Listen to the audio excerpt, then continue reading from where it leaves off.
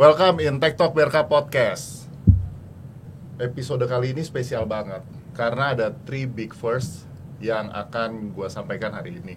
Yang pertama adalah kalian Sobat BRKawan bisa lihat ini ruangan podcastnya baru, setupnya baru semua. Jadi diharapkan teman-teman semua nyaman ya untuk dengerin podcast kami sampai selesai. Yang kedua, ruangan podcast ini itu berada di kantor BRK yang baru. Jadi kalau teman-teman mau tahu kerennya kantor barunya BRK, teman-teman Sobat BRKawan bisa nonton nanti di channel YouTube-nya BRK, di mana di sana akan ada office tour dari teman-teman marketing. Dan yang terakhir, ini yang paling penting. Hari ini kita kedatangan 2 tamu istimewa. Yang pertama ada Ibu Teresa Wibowo selaku CEO dari rupa-rupa.com, dan beliau juga adalah marketing director dari Asko. Dan yang kedua adalah Bapak Renaldi Cahaya selaku CDO dari Kawan Lama Group. Selamat datang Ibu Teresa dan Pak Renaldi hari ini di kantor kami di BRK. Hai Pak Nicole, thank you for having us. Thank you for having us. Ya. Hai Sobat BRKawan.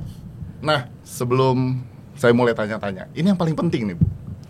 Jadi di awal tahun 2025 viral banget di media sosial, di kanal berita juga rame bahwasannya Ace Hardware berganti nama menjadi Asko, gitu ya. Yeah. Nah, sebenarnya apa sih Bu yang mendorong dari Kawan Lama Group mengganti nama dari Ace Hardware menjadi Asko? Mungkin Ibu boleh jelasin, Bu. Thank you for noticing us juga ya. Yeah. Jadi decision untuk berubah nama dari PEEP Hardware itu menjadi Asko bukan merupakan keputusan yang kita mendadak buat. As you know, Ace Hardware ini sudah menjadi legacy brand. Kita tuh udah hampir 30 tahun. Tahun ini tuh bakalan 30 tahunnya kita di Indonesia. Bahkan udah orang tuh biasanya udah ini generasi kedua nih kenal Ace Hardware itu. Oh ya dulu pernah diajak oleh papaku, mamaku gitu.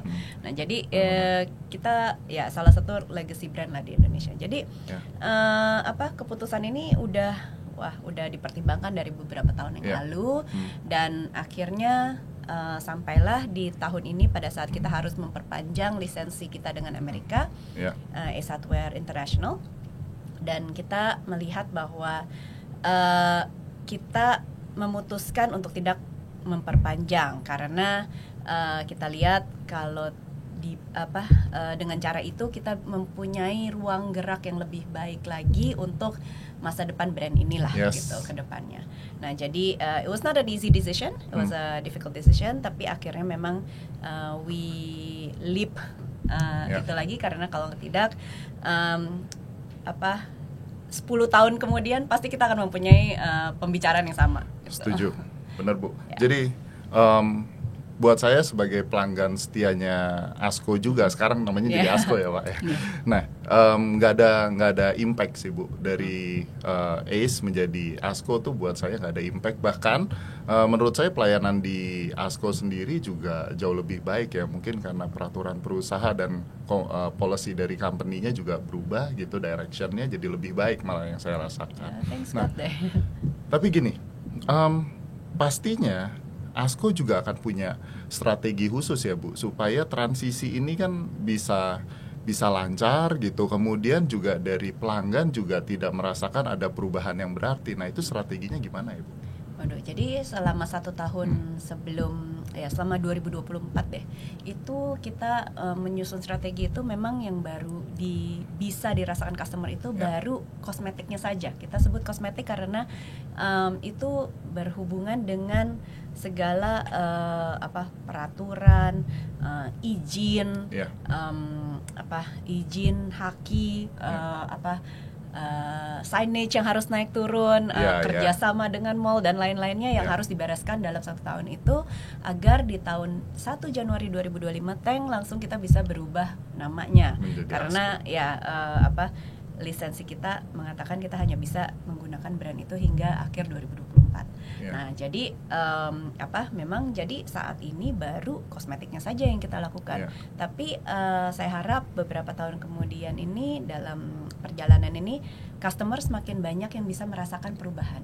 Nah, jadi kita mengambil momentum ASKO, perubahan nama dari yang dulunya hanya is a hardware store, itu menjadi sebuah brand yang ingin kita elevate ya. Jadi momentumnya ini kita gunakan untuk menginspirasi lagi anak-anak kantor ya di HO, value company kita seperti apa, culture-nya kita ubah sedikit-sedikit agar nantinya kita bisa benar-benar shifting to a new inspirational brand yang tidak hanya transaksi gitu. Jadi kita ingin mengubah ASKO ini menjadi sebuah inspirasi. Oke. Nah, tapi nama ASKO sendiri, Bu, kenapa namanya jadi ASKO? Ada nggak sih, Bu, arti dari ASKO itu? Nah, tebakannya Wariki apa? Niko apa? A to Z, gitu ya, Bu ya? A to Z, ko-nya ini yang saya nggak tahu nih. Ko-nya itu banyak sekali. Ko-nya itu dari company, ya. Terus segitu, ya toko juga bisa, toko A to Z, company A to Z, koleksi A to Z.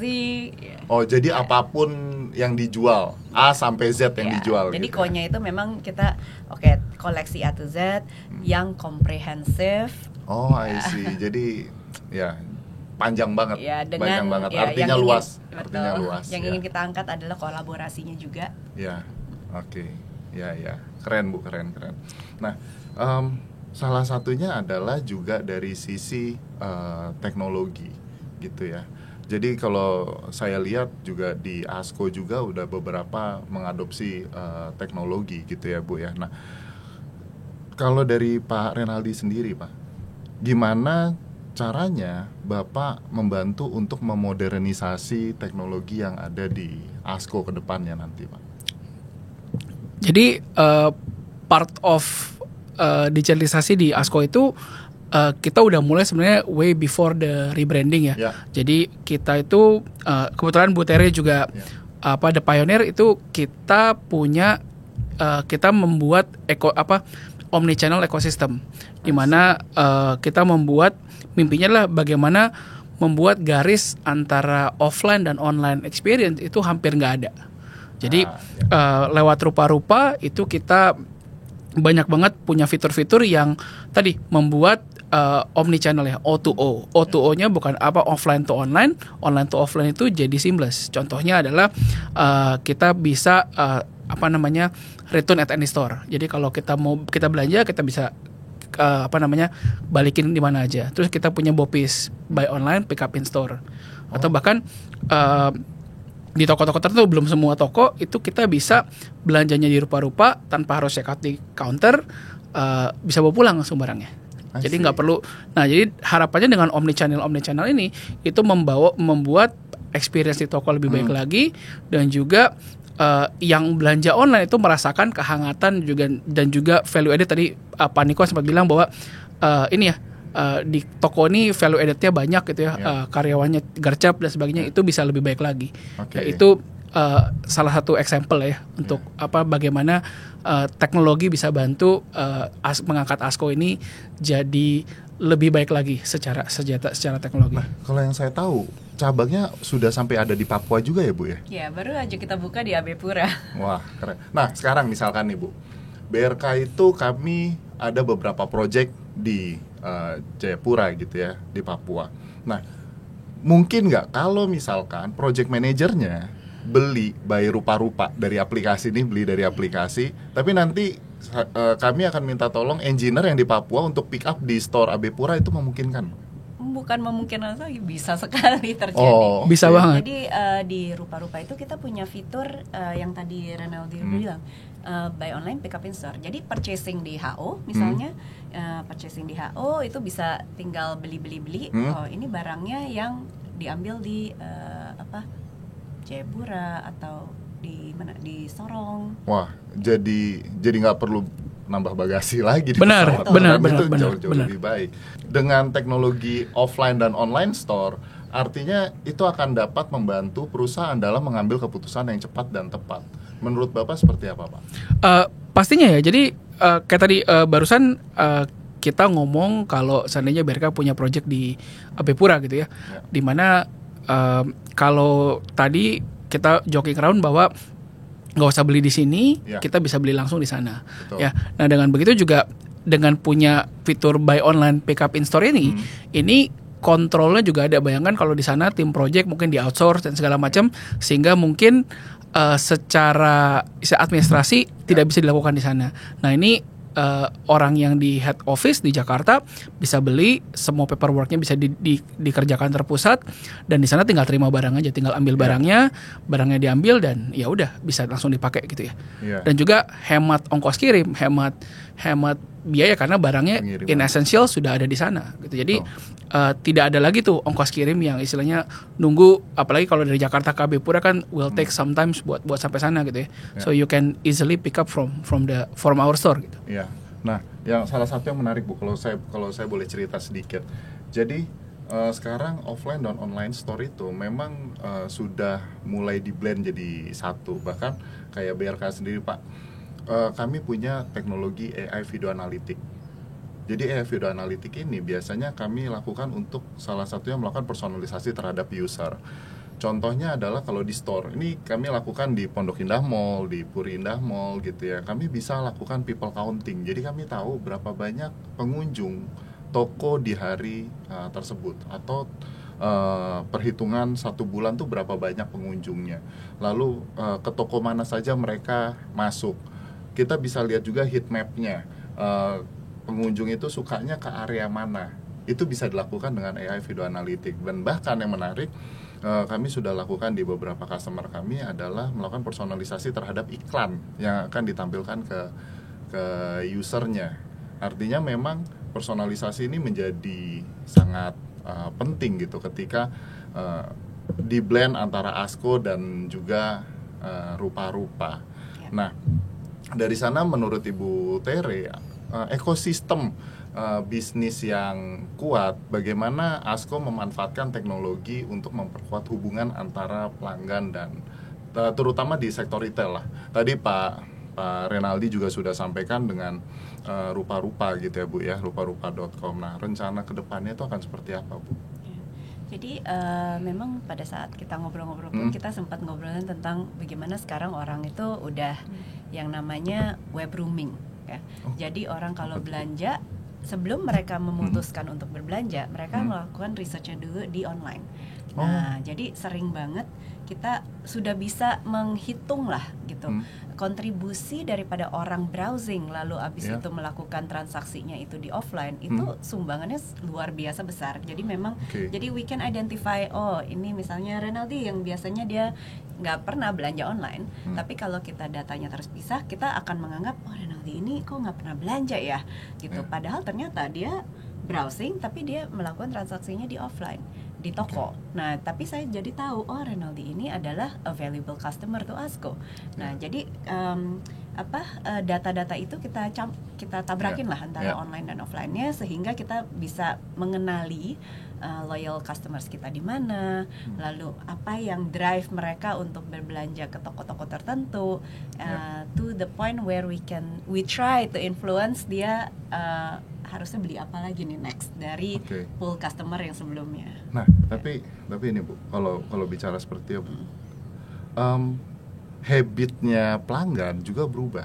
Sekarang itu banyak sekali pelanggan yang memang memanfaatkan teknologi media sosial, seperti mereka live di TikTok gitu ya. Nah, saya juga suka lihat tuh ada beberapa live TikTok dari karyawannya ASKO gitu ya. Nah, ada nggak strategi khusus supaya si pelanggan itu dari mereka nonton di TikTok, mereka bisa check out di rupa-rupa, terus pick up in store? Itu ada strategi khusus nggak Bu? Saat ini kalau di TikTok itu belum seseamless itu, tunggu tanggal mainnya. Tapi kalau misalnya di platform lain seperti Shopee Live, nah ya itu udah seamless. Jadi memang live dilakukan di toko, lalu mereka langsung check out, CO ya bahasanya kalau di live shopping, CO sekarang, dan itu sistemnya langsung jalan integrated antara di toko sama di rupa-rupa. Wow, itu menarik banget. Jadi kita tahu sebenarnya karena kita main di beberapa channel ya, di marketplace ada, di platform sendiri ada, dan di toko pun ada. Jadi kita mengaitkan lah customer journey-nya itu menjadi satu data. Wah, itu boleh diceritain sedikit nggak Pak Renaldi? Bagaimana dari live stream di Shopee gitu ya, bisa integrate dengan di sistemnya rupa-rupa.com. Oke, jadi sebenarnya jadi rupa-rupa.com itu nggak cuman e-commerce platform ya. Jadi kita itu sebenarnya marketplace management juga untuk Kawan Lama Group. Di mana one of the services adalah tadi kita yang memanage the whole service Kawan Lama yang ada di e-commerce, termasuk Shopee, Tokopedia, dan juga nanti TikTok gitu ya. Tunggu tanggal mainnya kalau kata Ibu. Jadi, nah dari situ kita punya integrated order management system, di mana jadi dari Shopee, begitu Shopee masukin checkoutnya, itu ketangkep tuh sama order management system kita. Jadi regardless yang manapun e-commerce yang dipakai, itu order manajemennya jadi satu. Nah, jadi dari situ kita bisa tahu nih bahwa Niko ini pernah meski belanja di Asko misalnya, belanja di Asko itu baik melalui Shopee, melalui Tokopedia ataupun langsung di Rupa-Rupa, bahkan di store, itu kita tahu Niko itu udah belanja di mana aja. Jadi dan poin rewardnya kekumpul semua dong ya Pak? Nah, kalau poin reward belum. Kalau poin reward baru di channel kita aja. Oh, di Rupa-Rupa. Berarti memang harus ningkatin pembelanjaannya di rupa-rupa.com. Benar. Dan promonya lebih bagus ya, Bu ya. Nah, ini kalau ngomongin soal promo. Jadi, ada promo apa aja di Rupa-Rupa? Pak Renaldi, mungkin Bu Tere bisa kasih tahu ada promo apa aja sih? Ini yang paling menarik nih. Oke, promo-promo udah pasti banyak ya. Aduh, sekarang ini marketplace mana sih yang nggak ngeluarin voucher-voucher? Orang kayak nggak belanja kalau nggak ada voucher gitu. Betul. Oh, at least mungkin buat saya kali ya. Mama-mama sama, saya juga Bu. Oke, nah jadi itu kita pasti ada. Lalu untuk di Rupa-Rupanya sendiri juga pasti ada. Dan kita juga banyak sekali promo yang menurut voucher lah, atau potongan langsung dari bank dengan kartu kredit tertentu, lalu juga free shipping gitu. Ya. Nah, mungkin ditambahin ya, itu kita punya loyalty program namanya Rupa-Rupa Rewards. Nah, Rupa-Rupa Rewards itu adalah program spesial, membership program khusus untuk Kawan Lama Group. Jadi nggak cuma Asko, Toys Kingdom, soon yang lain akan masuk ya. Jadi sekarang tuh Asko, Selma, Toys Kingdom, Pendopo, ya Ataru itu udah masuk. Tapi soon idealnya adalah semua Kawan Lama Group itu harusnya masuk. Nah, jadi di Rupa-Rupa ini itu jadi setelah kita belanja dapat poin reward. Nah, poin rewardnya nanti bisa dibelanjain untuk yang lain. Not to mention satu grup Kawan Lama. Ya, not to mention ketika join Rupa-Rupa Reward itu ada juga voucher-voucher tambahan di luar dari voucher-voucher yang tadi Bu Tere bilang, baik dari Asko-nya sendiri maupun dari rupa-rupa.com-nya. Wow. Artinya karena gini Bu, kalau Ibu tadi bilang, wah saya sukanya dengan voucher. Saya juga Bu, biar dapat approval untuk belanja dari istri ya kan. Jadi harus pakai voucher, apalagi kalau misalkan. Nah, kalau buat yang ulang tahun ada promonya nggak Pak? Ada. Jadi kita itu punya promo spesial ulang tahun. Jadi selama Niko terdaftar jadi Rupa-Rupa Reward member, itu tiap ulang tahun dapat voucher lumayan gede. Tergantung tiernya ya, sampai 1 jutaan kalau nggak salah. Wow, 1 juta buat promo reward. Nah, sekarang kalau untuk karyawan BRK sendiri, ada nggak? Boleh nggak? Jadi saya sebagai karyawan BRK, Bu, jadi kalau untuk karyawan BRK nanti kita ngomongin offline ya. Boleh. Gimananya ya? Baik. Tapi akan ada. Berarti nanti ngobrolnya sama marketing to marketing ya? Siap. Nah, ini karena gini, kenapa promo ini penting, Pak? Karena kita lihat benar ya Bu Tere tadi sampaikan bahwasannya hampir semua platform itu pasti pelanggan mau beli kalau ada promonya. Kalau nggak ada promonya, mereka biasanya penjualannya turun. Nah, itu kan salah satu cara untuk perusahaan juga bisa putuskan nih kapan promo ini harus dikeluarkan, harus berapa besar yang dikeluarkan. Nah, mungkin ada teknologi khusus nggak sih Pak untuk mungkin ada data analitik yang dilakukan oleh Asko untuk hal tersebut mungkin? Kita memang punya tim data analitik ya, dan kita itu sekarang data analitiknya udah mengarah ke hyper personalization, di mana jadi mimpinya kita itu adalah sekarang tuh baru sampai level persona. Jadi kita tuh udah bisa mengidentifikasi siapa sih customer kita dari berbagai generasi, baik itu yang baby boomer ada, yang Gen X juga ada, Gen Z, milenialnya juga udah mulai makin banyak, Gen Z-nya udah mulai juga ada. Jadi mereka semua ini itu ternyata shopping behavior-nya beda. Bahkan yang menarik juga adalah cara mereka memilih SKU pun kelihatan bedanya. Jadi misalnya for example kalau kita ngomongin tumbler gitu ya. Jadi semua generasi itu beli botol minum. Ya, pasti. Tapi menariknya adalah botol minum yang dipilih tiap generasi itu berbeda. Jadi kalau misalnya zaman yang gen baby boomer gitu ya, tempat kopinya standar gitu, asal stainless steel, bisa tahan panas and all that. Tapi makin kesini itu makin bentuknya kekinian ya, ala corsicle lah, owala lah. Jadi secara bentuk pun beda-beda.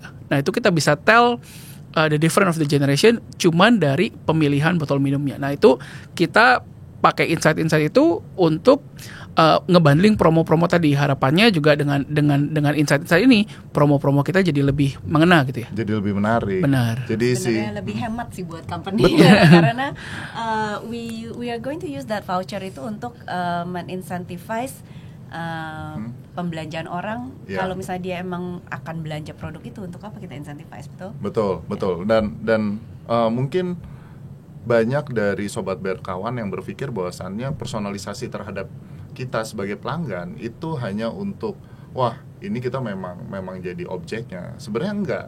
Sebenarnya adalah perusahaan atau perusahaan retail itu melakukan personalisasi untuk memberikan insight kepada pelanggan juga apa yang cocok buat mereka gitu ya. Dengan kebiasaan-kebiasaan kita yang suka belanja itu jadi kita bisa tahu oh di bulan ini baiknya kita melakukan pembelian apa gitu.